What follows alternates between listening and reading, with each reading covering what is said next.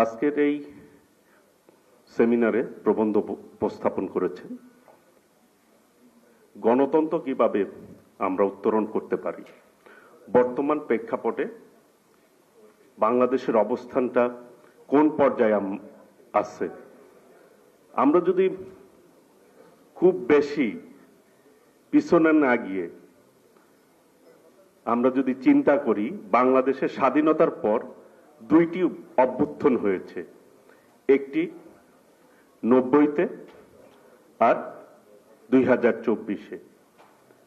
90-তে একটি গণ অভ্যুত্থান হয়েছিল, এইখানে অনেকেই সাক্ষী রয়েছেন। সেইখানে শাহাবুদ্দিন সাহেব, বিচারপতি শাহাবুদ্দিন সাহেব প্রধান উপদেষ্টার দায়িত্ব পালন করেছিল। বাংলাদেশের স্বাধীনতার পরে সবচাইতে যদি সুষ্ঠু নির্বাচন বলতে মানুষ বিবেচনা করে, তাহলে শাহাবুদ্দিন আহমেদের সময় যে নির্বাচন হয়েছিল সেটাকেই গ্রহণযোগ্য নির্বাচন কিন্তু মানুষ বিবেচনা করে। যে 3 মাসের মধ্যে যদি একটি সুষ্ঠু নিরপেক্ষ নির্বাচন দিতে সক্ষম হয়, তাহলে এখন কেন আমরা পারছি না? এটা কিন্তু মানুষের কাছে প্রশ্ন। মানুষ কিন্তু এখন প্রশ্ন করছে। একজন নোবেল বিজয়ী, তার কাছে কিন্তু প্রত্যাশা অনেক বেশি মানুষের। মানুষ কিন্তু প্রত্যাশা করে তিনি একটি সুষ্ঠু নির্বাচন দিবে, তিনি ক্ষমতার লোভ করবে না। কিন্তু বাস্তবতা কি? 1 বছর প্রায়। বাংলাদেশের স্বাধীনতা যুদ্ধ হয়েছে 9 মাসে। এই দেশটি স্বাধীন হয়েছে 9 মাসে। যদি একটি দেশ স্বাধীন হয়, আর 1 বছরে আমরা সংস্কারের ধামাডোলার মধ্যে কিন্তু আমরা পথ চলছি।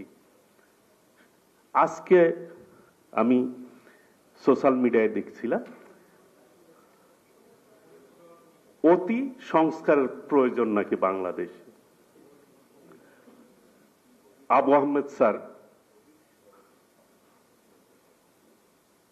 তিনি তার অর্থনৈতিক দিক বিশ্লেষণ করেছেন যে এই অন্তর্বর্তীকালীন সরকারের কারণে অর্থনৈতিক অস্থিতিশীল হয়ে যাচ্ছে।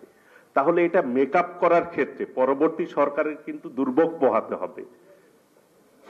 রিয়েলিটি হচ্ছে, এই রাশেদ আজকে কিছুক্ষণ আগে বললেন, বক্তব্য রাখলেন, ডক্টর ইউনূসের কিন্তু সমালোচনা শুরু করেছে মানুষ, যে উনি যা পদক্ষেপ নিচ্ছে সঠিক পদক্ষেপ নিচ্ছে না।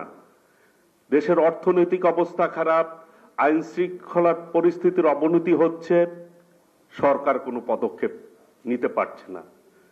কিছুদিন আগে মাইলস্টোন স্কুল অ্যান্ড কলেজে একটি দুর্ঘটনা হয়েছে। সেই দুর্ঘটনায় সর্বোচ্চ ব্যর্থতার পরিচয় দিয়েছে এই অন্তর্বর্তীকালীন সরকার। 2 দিন পরে 2 জন উপদেষ্টা গিয়েছেন ওইখানে। যাওয়ার পরে মবের মধ্যে পড়েছে। মবটা কে তৈরি করেছে? পতিত স্বৈরাচার সুযোগ নেওয়ার চেষ্টা করেছে। তার মানে যারা পতিত স্বৈরাচার তারা কিন্তু সুযোগের অপেক্ষায় রয়েছে, কখন তারা আবার এই দেশকে অস্থিতিশীল করবে, তারা সুযোগ নিয়ে আবার রাষ্ট্রীয় ক্ষমতায় আসার প্রায় তারা করবে।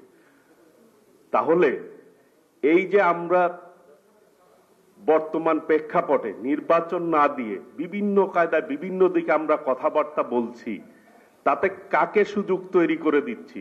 আমরা পতিত ফ্যাসিবাদকেই কিন্তু সুযোগ তৈরি করে দিচ্ছি। কাজেই দেশকে সঠিক পথে আনতে হলে, গণতন্ত্রকে উত্তরণ করতে হলে নির্বাচনের কোনো বিকল্প নাই। অনেকেই আমরা বলি, আমি 1 মিনিটের মধ্যে শেষ করব, যে বিএনপি ক্ষমতা আসবে, আগামী দিনে কি হবে সেটি তো কেউই আমরা বলতে পারি না। জনগণই ভালো বিবেচনা করবে, বিচার করবে আগামী দিনে তারা কাকে ক্ষমতায় বসাবে। কাজেই কে ক্ষমতায় আসবে এইটা চিন্তা করে আমি যদি পদক্ষেপ নেই বা কথাবার্তা বলি, এটা কিন্তু ঠিক হচ্ছে না। আগামী দিনে আমরা একটি গণতান্ত্রিক বাংলাদেশ প্রত্যাশা করি সকলের কাছেই। বাংলাদেশের মানুষ কিন্তু তাই চায়। সকলকে ধন্যবাদ। আসসালামু আলাইকুম।